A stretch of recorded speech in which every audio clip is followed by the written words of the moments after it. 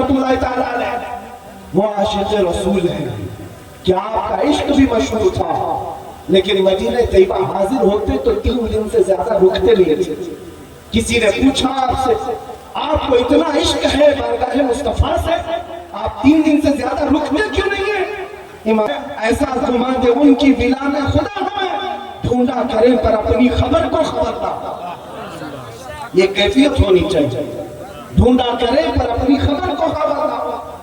اور پھر اعلیٰ حضرت کا معاملہ یہ تھا، یاد وطن ستم کی یادشت حرم سے لائی کیوں، وہاں بیٹھ کر کے اپنے گھر کو یاد کرنا بھی اعلیٰ حضرت نے فرمایا یہ ستم ہے، ظلم ہے۔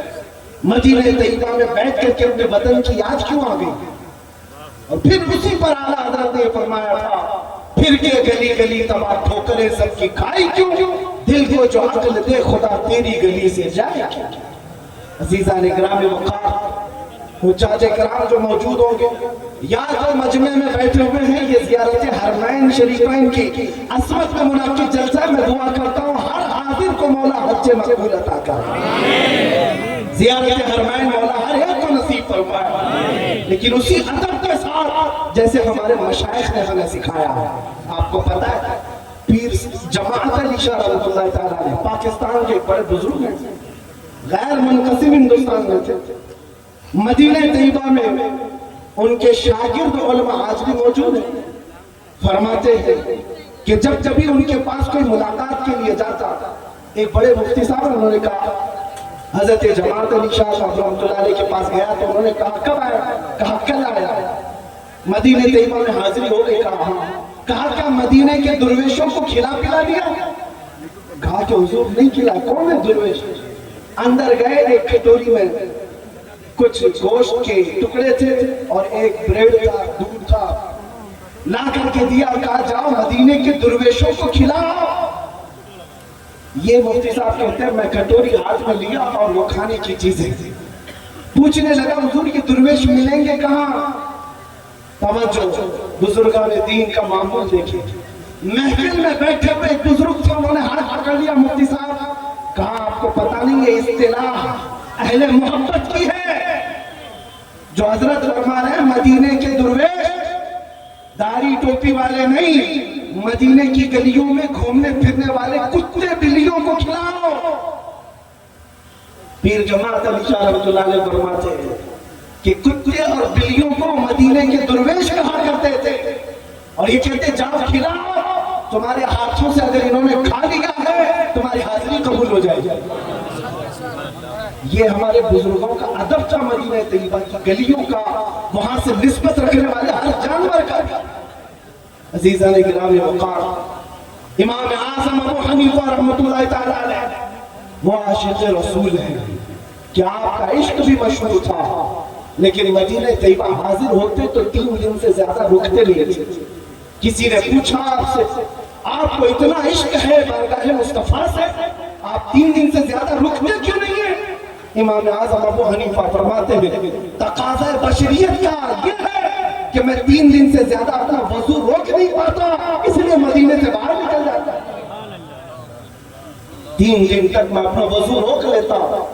عزیزان گرامی وقار، نفس گم کردہ می آیت جنید و بایزیدی جا، جس دربار میں جا رہا ہے آدمی اچھے اچھوں کے تاج گر گئے وہاں پر، اس گلی کا گدھا ہوں میں جس میں مانگتے تاجدار پھرتے ہیں۔ اعلیٰ حضرت جیسا عظیم عبقری عالم یہ کہتا ہو کوئی کیوں پوچھے تیری بات رضا، تجھ سے کتے 1000 پھرتے ہیں۔ اس گلی کے متعلق وقت کا مجدد یہ کہتا ہو تو ہماری حیثیت کیا ہے میاں، جانے والوں کی اوقات کیا ہے آج۔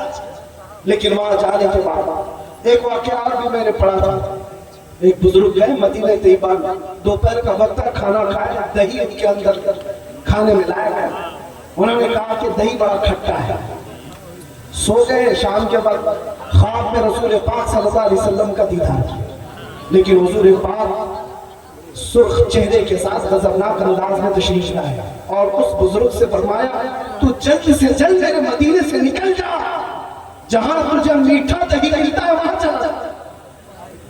مدینے کے دہی کو کھٹا کہنا بھی میرے آقا کو یہ پسند نہیں۔ عزیزان گرامی وقار، ماں عائشہ صدیقہ رضی اللہ تعالیٰ عنہ جب تک حیات تھی حضور کے روضے کے آس پاس بازار میں کوئی دکان بھی کیوں نہ ہو کسی کو دیوار میں میک ٹھوکنے بھی نہیں دیتی تھی، کیل ٹھوکنے بھی نہیں دیتی کہ کہا اس کی ٹھوک کی آواز سے میرے مصطفیٰ کی بے ادبی نہ ہونے پائے، کیونکہ قرآن نے فرمایا ہے لا ترفعوا اصواتکم فوق صوت النبی، اپنی آوازوں کو بلند مت کرو نبی کی آواز، وہاں صرف اور صرف تمہارا ادب دیکھا جائے۔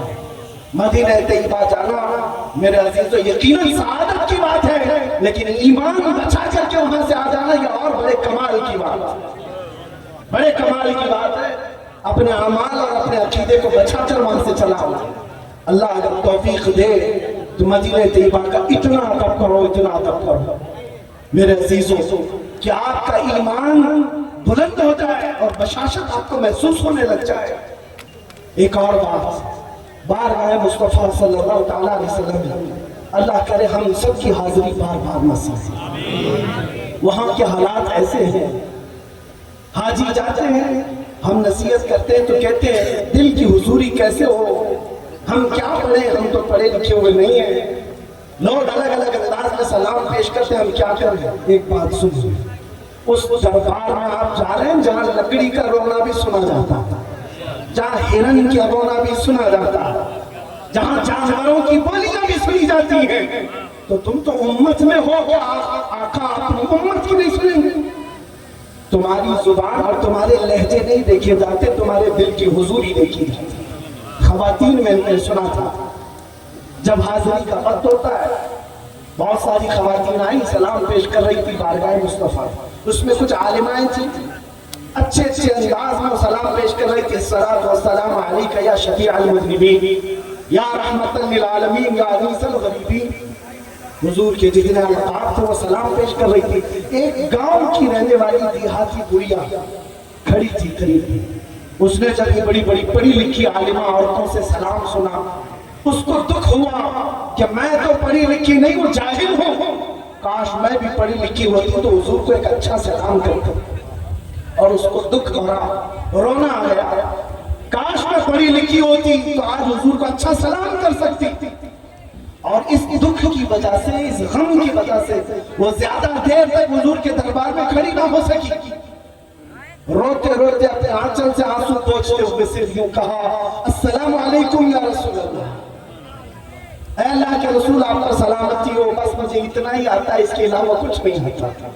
وہ بھاگ کر اپنے گھر آئی، اپنی قیام گاہ میں آ کر سو گئی، فرمایا رات کے وقت خواب میں میرے آقا صلی اللہ علیہ وسلم تشریف لاتے، قسمت بیدار ہوئی۔ اس خاتون سے میرے آقا نے فرمایا آج لاکھوں لوگوں نے مجھے سلام کیا، لیکن ان میں سے سب سے اچھا مجھے تیرا سلام لگا۔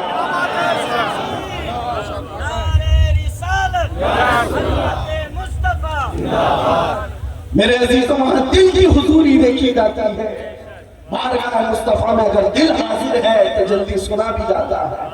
آپ کو زبان سے کہنے کی ضرورت بھی کیا ہے۔ ایک صحابی فرماتے ہیں میں اپنے گھر کی شکایتیں لے کر بارگاہ مصطفیٰ میں پہنچا، عقیدہ بھی سنیں، صحابی کا عقیدہ فرماتے ہیں میری ماں اور میرے باپ کا انتقال ہو چکا تھا، میں بڑا غمگین تھا، اور میں نے یہ سوچا حضور سے ان کی مغفرت کی دعا کروں، اور والدین کے انتقال کے بعد غریبی بہت آ گئی، تنگ دستی آ گئی، میری غربت اور تنگ دستی کے لیے بھی دعا کرا۔ عصر کا وقت تھا، آئے نبی کریم صلی اللہ علیہ وسلم عصر کے بعد مسجد نبوی میں بیٹھے ہوئے، لیکن بڑے بڑے صحابہ حضور کو اطراف سے گھیرے ہوئے۔ یہ غریب صحابی کہتے میرے جانے کی ہمت نہیں ہوئی، کیسے لوگوں کو پھلان کر کے حضور کے پاس جاؤں، بیٹھا رہ گیا۔ مغرب ہو گئی، مغرب جیسے ہوئی نبی کریم صلی اللہ علیہ وسلم نے نماز پڑھائی، سوچا مغرب کے بعد فوراً عرض کروں گا۔ نماز کے بعد نبی کریم صلی اللہ علیہ وسلم پھر جلوہ فرما ہوئے، لیکن پھر بڑے بڑے صحابہ قریب آ کر بیٹھ گئے۔ یہ غریب صحابی کہتے ہیں مجھے پھر جانے کا موقع ہی نہیں ملا، عشاء تک بیٹھا رہا، عشاء ہو گئی۔ نماز کے بعد اب نبی کریم صلی اللہ تعالیٰ علیہ وسلم اپنے جلوت قدے کی طرف رواں دواں ہو گئے، اپنے حجرے کی طرف روانہ ہو گئے۔ یہ صحابی کہتے ہیں مجھے بولنے کا موقع تک نہیں ملا، حضور کے پیچھے پیچھے چلتے رہے۔ نبی کریم صلی اللہ علیہ وسلم اپنے اپنے حجرے کے دروازے تک پہنچے، پلٹ کر کے دیکھا یہ غریب صحابی پیچھے آ رہے۔ نبی کریم صلی اللہ علیہ وسلم نے اپنا چہرہ پھیر کر کے کہا جا اللہ تیرے ماں باپ کی مغفرت کرے اور تیری غریبی کو دور کر دے۔ وہ صحابی کہتے ہیں جو تمنا میں اپنے دل سے لے کر اپنے گھر سے نکلا تھا، میرے کہنے کی بھی نوبت نہ آئی، میرے آقا صلی اللہ علیہ وسلم نے میرے دل کی سنی اور وہی دعا میرے لیے فرمائی۔ آج جو حجاج کرام جا رہے ہیں وہ دل کی حضوری کے ساتھ جائیں، بیان کرنے کے لیے اگر الفاظ نہ بھی ہوں، ہمارا عقیدہ یہی ہے ہم یہاں سے پکارے وہ وہاں سے سنے، مصطفیٰ کی سماعت پہ دور و نزدیک کے سننے والے کان لالے کرامت پہ لاکھوں سلام اس دربار میں جا رہے۔ اللہ ہر ایک کو حج مقبول نصیب فرمائے اور بارگاہ مصطفیٰ کی حاضری نصیب فرمائے۔